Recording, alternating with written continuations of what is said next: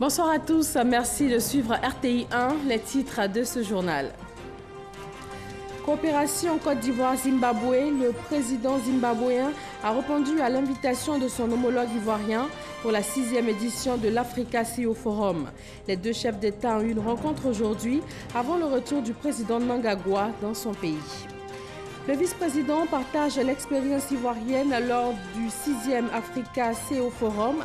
Daniel Cablon-Duncan a évoqué des pistes de solutions afin de combler le manque d'infrastructures sur le continent africain. De la banque à la crêperie, le dossier de ce soir s'intéresse au parcours d'un jeune Ivoirien. Il a quitté son métier dans le domaine bancaire pour se lancer dans la restauration. Tout à l'heure, les motivations et les avantages de ce choix.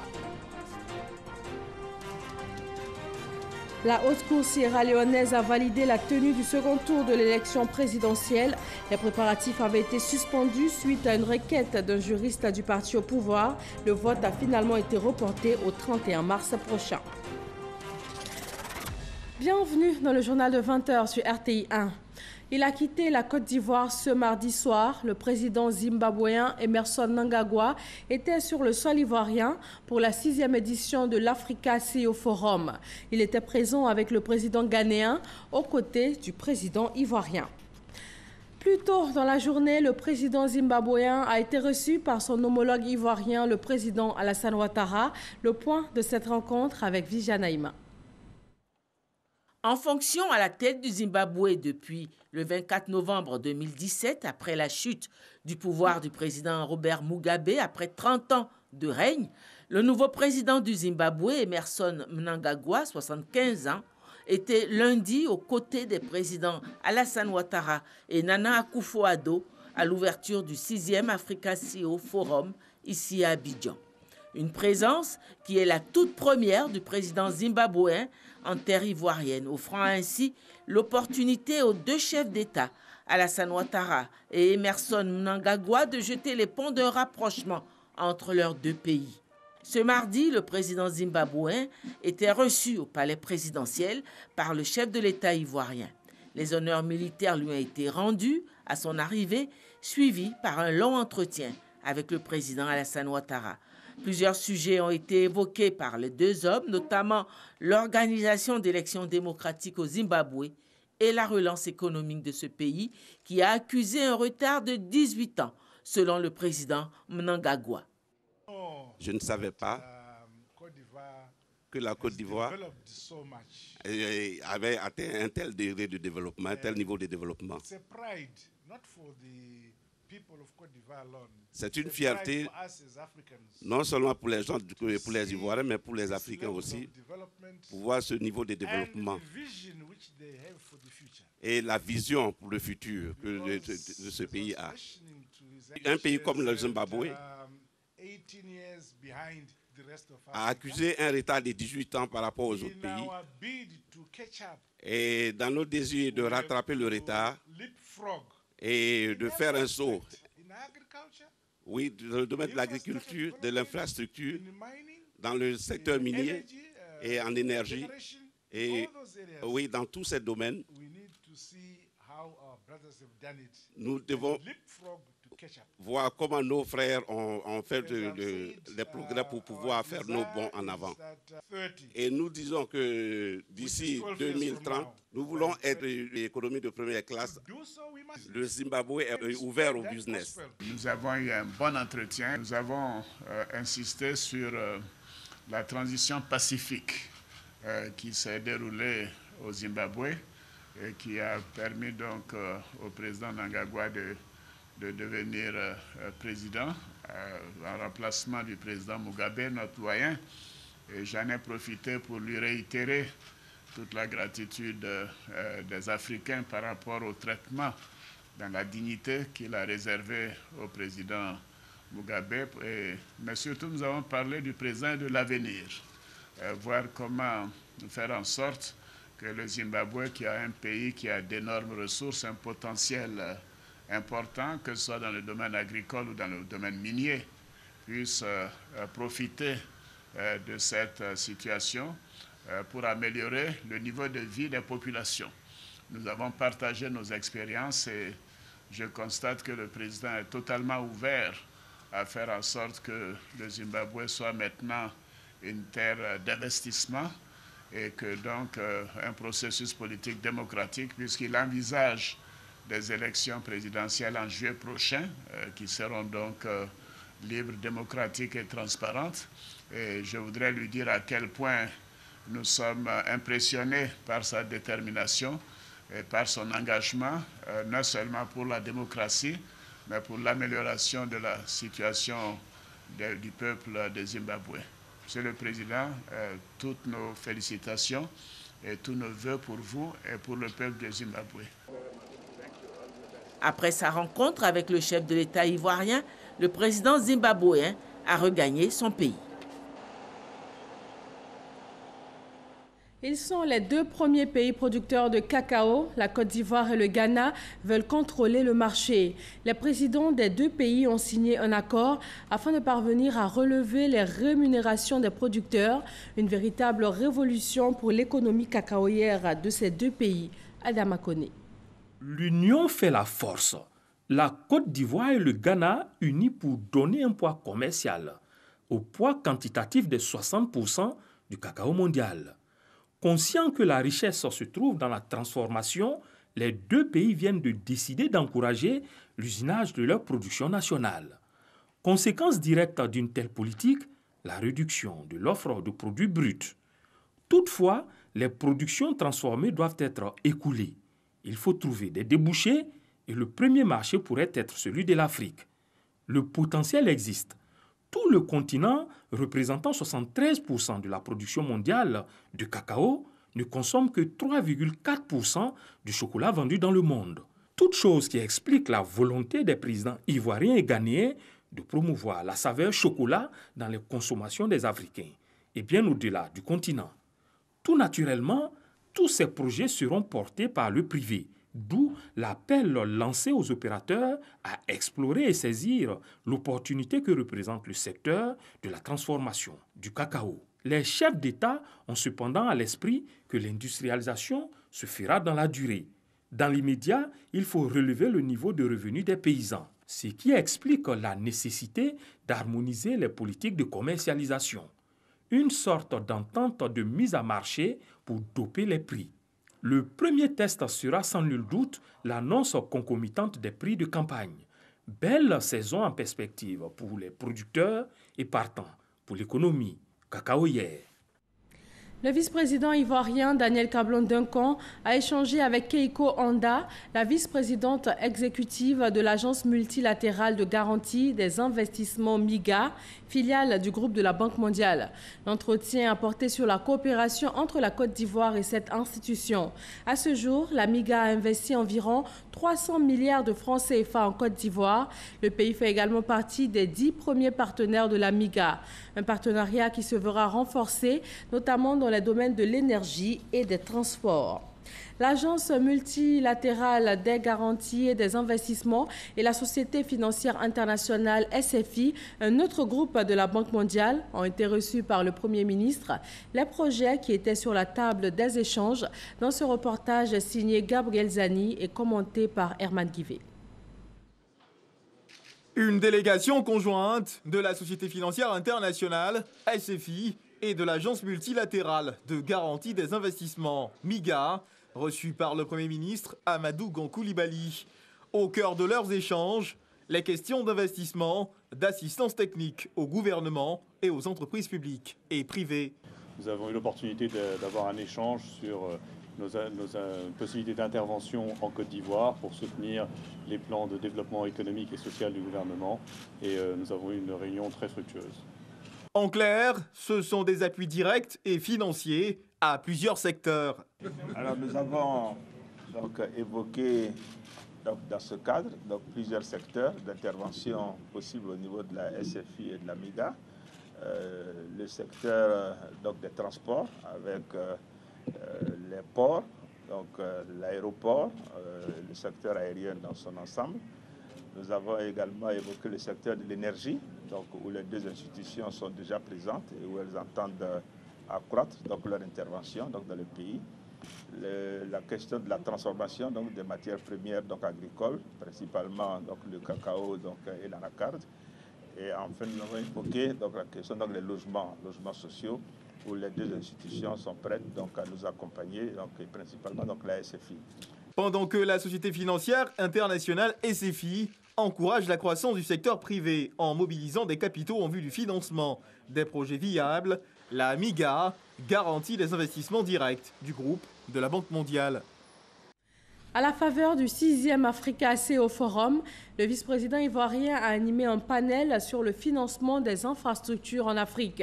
Avec ses interlocuteurs, pour la plupart des hommes d'affaires, Daniel Kablan-Duncan a évoqué des pistes de solutions afin de combler le manque d'infrastructures sur le continent.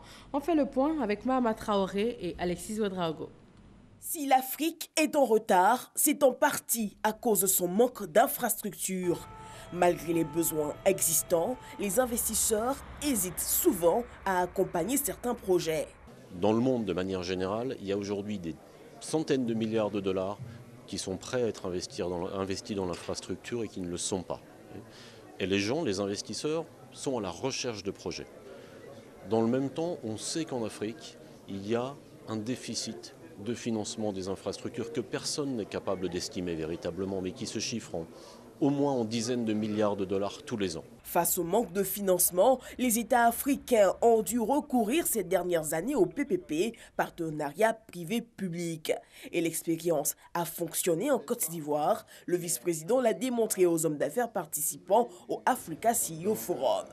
Durant l'exercice, Daniel Kablan-Duncan a travaillé à balayer doutes et appréhensions nourries par le secteur privé quant au financement des infrastructures en Afrique. Nous avons souligné que la Côte d'Ivoire, qui est un pays de libéralisme économique, a commencé très tôt de donner au secteur privé un rôle important dans le développement des infrastructures donc, au niveau de la Côte d'Ivoire. Je donnais les exemples par exemple des centrales thermiques avec Azito, avec disons que Cyprel. J'ai donné le cas de l'aéroport d'Abidjan qui est géré par le privé, le pont Henri Konan-Bédié dont 60% appartiennent au privé et 40% au niveau de l'État. Et on veut développer ces éléments-là de manière globale parce que ça permet à l'État de se consacrer sur ce qu'on appelle les investissements régaliens en matière donc de sécurité, en matière disons d'éducation, de santé. Les investisseurs doivent prendre plus de risques. En retour, les gouvernants, eux, doivent garantir la paix et la sécurité. Voilà les solutions du vice-président face aux défis d'infrastructure sur le continent. Daniel Kablan-Duncan a pour finir indiqué que la Côte d'Ivoire a défini un portefeuille de 94 projets de type PPP pour un montant global de 25 milliards de dollars. Lors de ce forum économique international, 10 délégations africaines ont participé à l'initiative compacte du G20. Il s'agit de présenter les opportunités d'affaires de leur pays. Et le ministre ivoirien de l'économie et des finances a mis en exergue les efforts mis en œuvre pour améliorer le climat des affaires en Côte d'Ivoire. Jean-Luc Bangbo. D'une même table, les ministres de l'économie et des finances de la Côte d'Ivoire, du Bénin, de l'Éthiopie, du Maroc, de la Guinée, du Ghana, du Sénégal, de l'Égypte, de la Tunisie et du Rwanda. Les 10 pays membres du programme compact du G20 avec l'Afrique ont saisi l'occasion du 6e Africa CEO Forum pour promouvoir l'investissement privé dans leurs pays respectifs. Il s'agira ainsi pour nous de vendre les opportunités d'affaires de nos pays auprès des différents acteurs du secteur privé présents à cette rencontre. Toute chose qui devrait permettre de mobiliser les financements nécessaires et aiguiser l'appétit des investisseurs dont, pour certains, l'Afrique demeure encore un terrain inconnu en matière d'affaires. Cette rencontre d'Abidjan se présente comme une étape importante de l'initiative compacte avec l'Afrique du G20 à travers la concrétisation des attentes qui ont motivé cette initiative. Les participants ont présenté les différents secteurs et projets porteurs dans leur pays, ainsi que les efforts mis en œuvre pour améliorer le cadre macroéconomique et l'environnement des affaires. Les échanges qui ont suivi ont permis aux différents ministres d'apporter des réponses aux préoccupations soulevées par les investisseurs. Le plan compact avec l'Afrique a été mis en place par les pays formant le G20 pour attirer les investissements privés en Afrique. Au nombre des rencontres qui ont meublé ce 6e Africa CEO Forum, un panel sur la transformation digitale.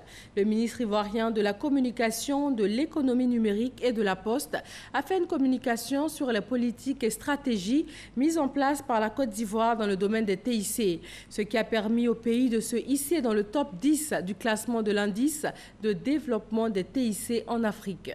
Jean-Luc Bangbo. La transformation digitale, une réalité en Afrique. C'est ce qui ressort des échanges tenus au cours de ce panel où experts et professionnels du secteur des TIC ont évoqué les raisons du succès du digital sur le continent.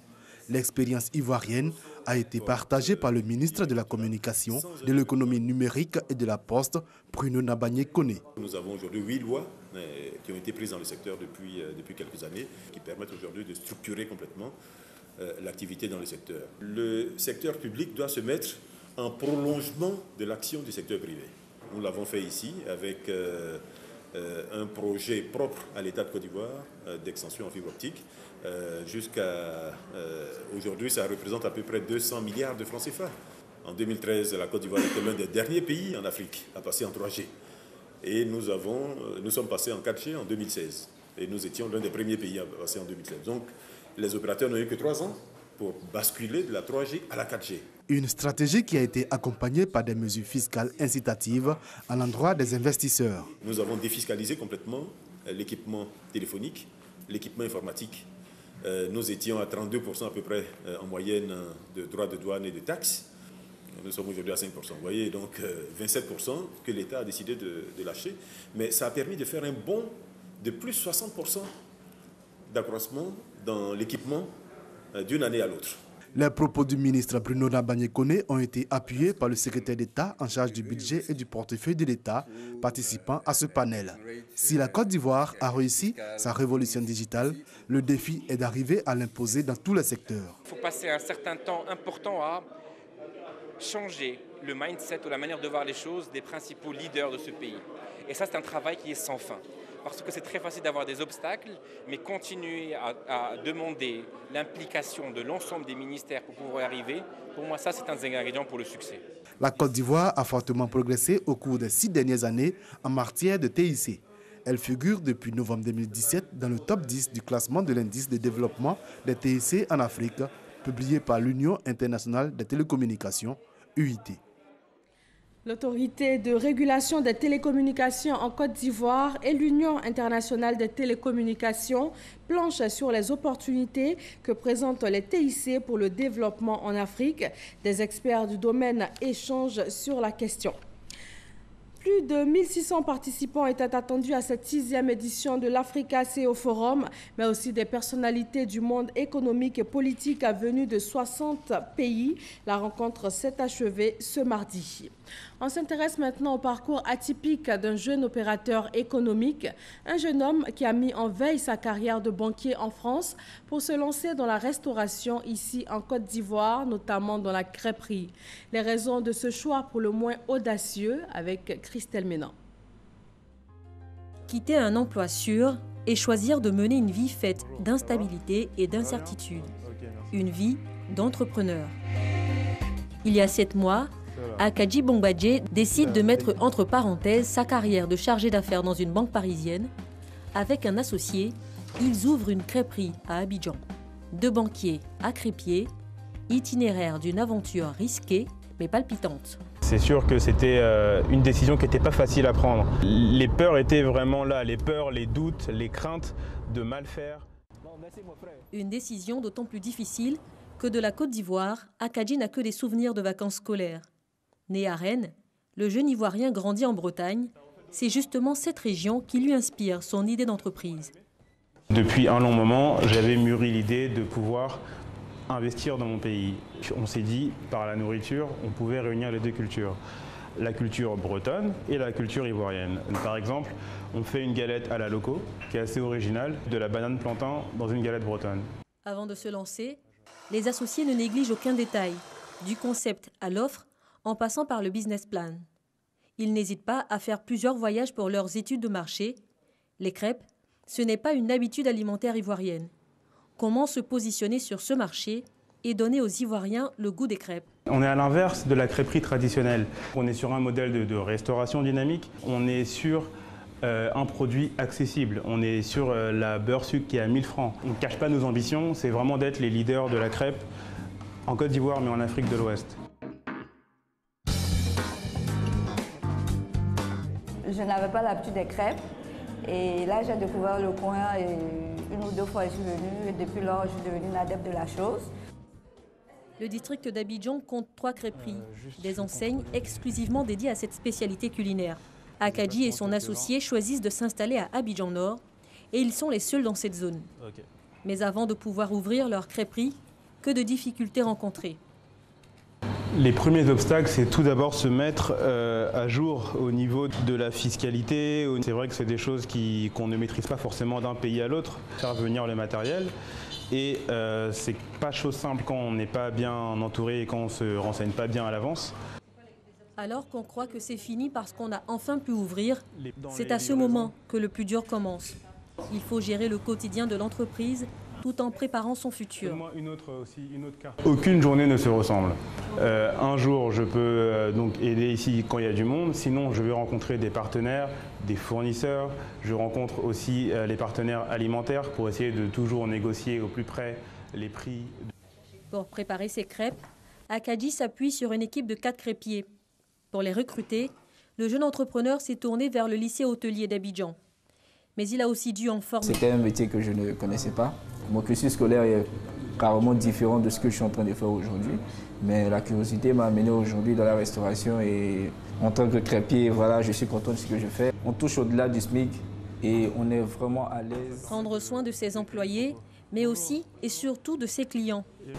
Donc à chaque livraison, je mets un mot de manière à personnaliser et que chaque client se sente unique au restaurant. Des petits mots glissés dans les paquets de livraison.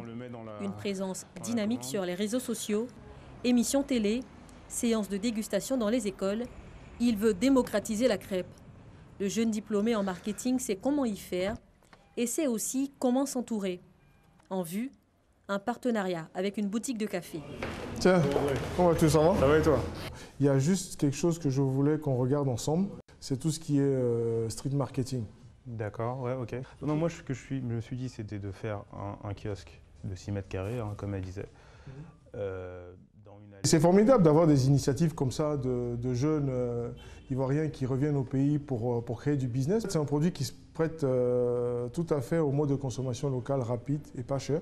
Il a toutes les chances d'y arriver parce qu'il a la méthode, la rigueur et il a une très grande capacité à penser loin et à développer le business. Il a vraiment une vision intéressante. Ok, d'accord. Fin de matinée, petit détour à la maison avant de retourner à la crêperie. Akadji réside chez sa tante durant son séjour abidjanais. Son père n'est plus, mais il sait qu'il peut compter sur sa famille, malgré tout. Même si je ne lui disais pas, ça m'a paru risqué, mais il est important de pouvoir risquer aussi pour obtenir quelque chose. On perd toujours quelque chose avant d'obtenir, donc voilà, il fallait juste l'encourager. Akadji et son associé ont investi plus de 37 millions de francs CFA, empruntés en majorité. Quand on lui demande ce qu'il adviendra en cas de faillite, il nous rappelle son âge, 27 ans. Pour lui, c'est maintenant qu'il a droit à l'erreur, c'est maintenant ou jamais.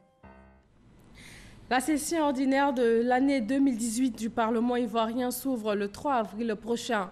Selon les dispositions de la Constitution, l'Assemblée nationale se réunit désormais en session unique qui s'ouvre le premier jour ouvrable du mois d'avril et prend fin le dernier jour ouvrable du mois de décembre.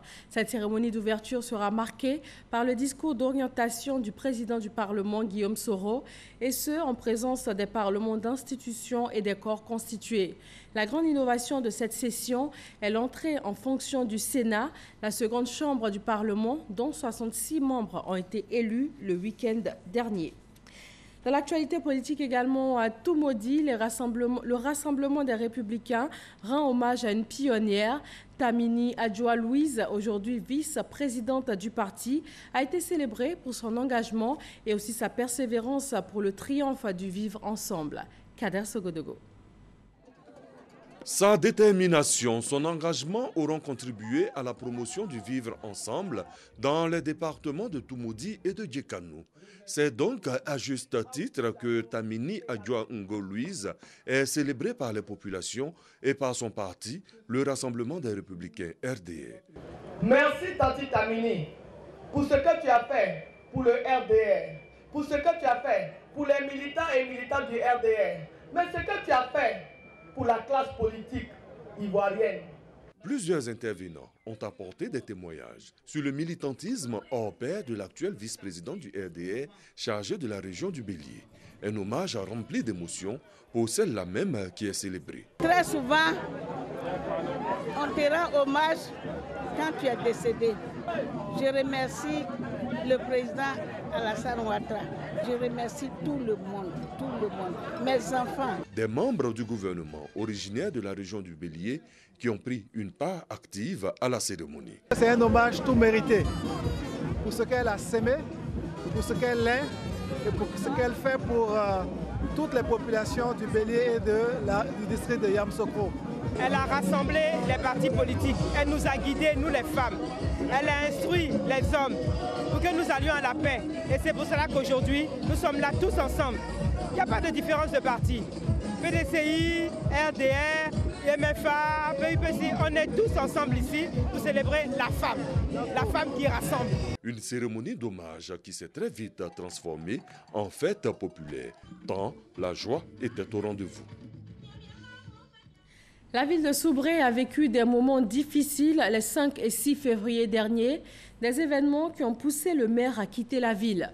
Aujourd'hui, le calme est revenu, le maire est retourné à Soubré et il appelle à l'apaisement et au renforcement de la cohésion sociale. Mamadou Kouassi. Au plus fort de la crise qui a secoué la ville de Soubré, le maire Lassine Traoré s'est vu obligé de quitter sa localité.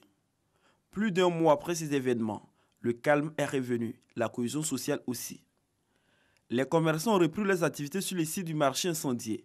Les agents de la mairie sont relogés au centre culturel. Pour accompagner toutes ces initiatives, le maire de la ville de Soubré décide de regagner les siens. Un retour sur fond de décrispation et de renforcement de la cohésion sociale. Un moment qui a permis à toutes les couches sociales de se retrouver et de faire des propositions pour la stabilité dans la région de la Nawa. Jeunes, femmes, guides religieux et chefferies traditionnelles ont tous fait des propositions pour que cette situation ne se reproduise plus jamais à Soubré. Le maire de Soubré a invité les populations à la culture du pardon et à promouvoir les valeurs de solidarité et de cohésion. Inviter la population de Soubré et au-delà de Soubré, toute la Côte d'Ivoire, à ne plus s'attaquer, n'est-ce pas, aux édifices de l'État. C'est un bien commun, c'est un bien public qu'on ne doit pas saccager. Voilà, donc je voudrais lancer cet appel pour que la population ait raison gardée. Il faut qu'on encourage le président de la République dans sa politique de construction de la Côte d'Ivoire. Il ne faudra pas qu'on détruise ce qu'il construit pour nos enfants. Pour ce retour du maire de Soubré, Lassine Traoré était accompagné des représentants de sa famille politique, le RDR, et d'une délégation de l'UVICOSI, Union des villes et communes de Côte d'Ivoire. Nous exhortons toute la population ivoirienne à respecter l'esprit civique, à respecter les biens d'autrui et à respecter la vie des Ivoiriens. Cette rencontre a permis de ressouder les morceaux et de soigner les plaies pour un nouveau départ. Un nouveau départ qui va booster le développement de la capitale régionale, la Nawa. Plus que quelques jours avant la fête de Pâques 2018 et bientôt la 5e édition de Paquinou régional du Bélier. Universitaires et chefs traditionnels préparent ensemble l'événement. Il est lancé ce 27 mars le concours régional du reportage humanitaire. Il vise à intéresser les journalistes aux questions humanitaires. C'est un concours ouvert à l'ensemble des radios des pays francophones, la Côte d'Ivoire, le Bénin, le Burkina Faso, la Guinée et le Togo. Il s'agit des radios nationales, commerciales, communautaires et rurales, des radios de proximité et web radios. Organisé par le CICR, le concours récompense les 3 meilleures productions radiophoniques. Elles doivent traiter des thèmes dignité de la personne détenue ou mieux protéger le personnel médical et les patients lors des situations de violence. Les résultats seront connus le 5 juillet prochain. Dans l'actualité internationale, la haute cour sierra-léonaise a validé la tenue du second tour de l'élection présidentielle. Les préparatifs avaient été suspendus suite à une requête d'un juriste du parti au pouvoir. Mais le vote a finalement été reporté au 31 mars. Face à face, Samura Kamara et Julius Maada Bio. Washington se joint à la plus vaste expulsion de diplomates russes de l'histoire. 60 ressortissants russes présentés comme des espions sont expulsés des États-Unis. Cette mesure a été décidée conjointement avec 22 autres pays après l'empoisonnement de l'ex-espion Sergei Skripal en Angleterre. En tout, plus de 110 ressortissants russes expulsés par ces pays. Face à l'ampleur et à la fermeté de cette réponse, Moscou dénonce des accusations infondées et promet des mesures de rétorsion dans les prochains jours. Et voilà pour ce 20h. Merci de votre attention. Portez-vous bien.